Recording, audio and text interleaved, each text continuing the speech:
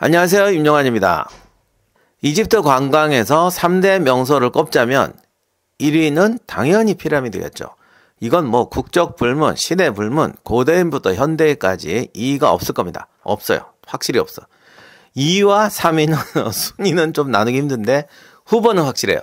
왕가의 계곡과 아부 심벨 신전입니다. 왕가의 계곡은 이집트 파라오들의 무덤이 모여있는 곳입니다. 이거 뭐 왕릉이라고 해야 되나? 뭐 그게 그거지 뭐. 파라오의 무덤이라면 피라미드를 떠올리기 쉬운데 피라미드는 고왕국, 중왕국 때 건설되었어요. 특히 유명한 기자의 피라미드는 딱 3개입니다. 신왕국 시대에 들어오면 피라미드 건설을 포기하고 파라오의 시신들이 왕가의 계곡으로 찾아옵니다. 그 이유는 뭐 피라미드 건설에 비용이 너무 많이 든다. 비용 대비 효과가 별로 없다. 일단 도구를 못 막더라. 또는 뭐 피라미드 건설법이 실전되었다. 등등 여러 가지 해석이 있는데 저는 개인적으로는 보다 중요하고 본질적인 이유가 있다고 생각합니다. 근데 그거는 여기서 이제 얘기할 여유가 없네요. 왕가의 계곡은 룩소르에 있습니다. 나일강 동쪽에 룩소르 신전과 카르낙 신전이 있고 나일강 서쪽에 왕가의 계곡이 있습니다. 왜 하필 룩소르에 파라오들이 묻혔을까? 룩소르는 과거의 테베입니다.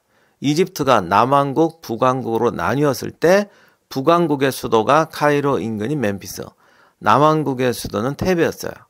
그러다가 남북을 통일한 신왕국 때는 테베, 즉 룩소르를 수도로 삼았습니다. 그러면 룩소르에서도 동쪽이 아닌 서쪽에 있는 왕가의 계곡을 매장지로 왜 선택했을까? 이곳 산이 피라미드를 닮아서 그렇다는 말도 있긴 한데요. 제가 볼 때는 나일강을 따라 이렇게 내려가다 보면 아주 대조적인 풍경이 펼쳐져요.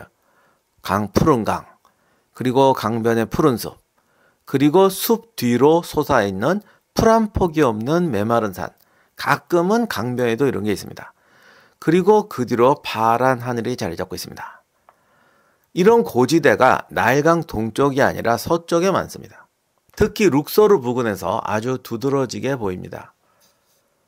철학적이고 좀 종교적인 감성으로 말하면 이 풍경이 좀 신비하긴 해요. 죽음이라는 게 황량한 거죠.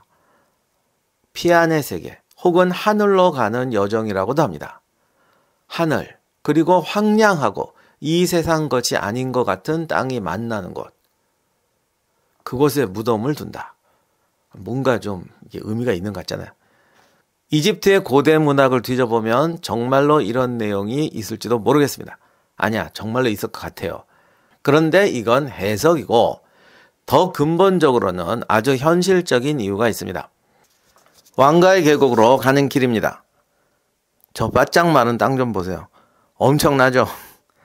바라보고만 있어도 목이 메이는 듯한 느낌이 들 정도입니다. 이집트는 사막입니다. 나일강의 물과 양분이 닿는 곳까지만 경작이 됩니다. 그런데 평지가 강에서 너무 멀어지거나 지면이 상승하기 시작하면 물이 못 오죠. 결국 경작 불가능한 지역이 됩니다.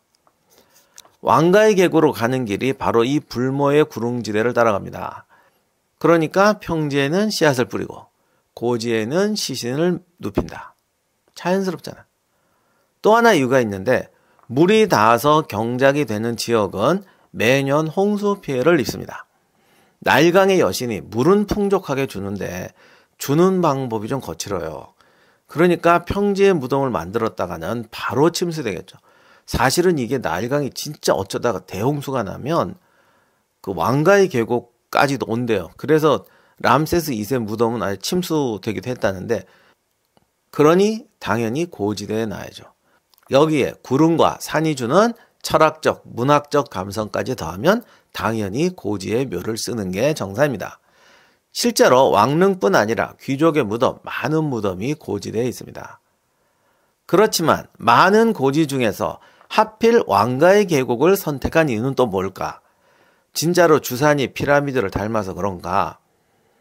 아니면 산도 주변에서 제일 높고 풍경도 제일 좋고 이것이 묘하게 계곡을 이뤄서 왕릉을 밀집시키거나 수호하기 유리하다는 그런 이유도 있었던 것 같습니다. 저기 보이는 무덤들이 귀족 부호들의 무덤입니다. 드디어 도착을 했는데 저 입구 가기 전에 저 집이 투탕카멘 등을 발굴했던 하워드 카터가 머무르던 집이라고 하네요. 입구에 들어가면 왕릉을 보여주는 모형이 있습니다.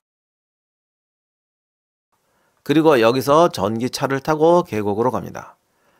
요 산 능선 너머에 람세스 2세의 능이 있는데 이게 능은 돌아가면서 개방하니까 뭐 자기가 원한다고 다 볼 수는 없습니다.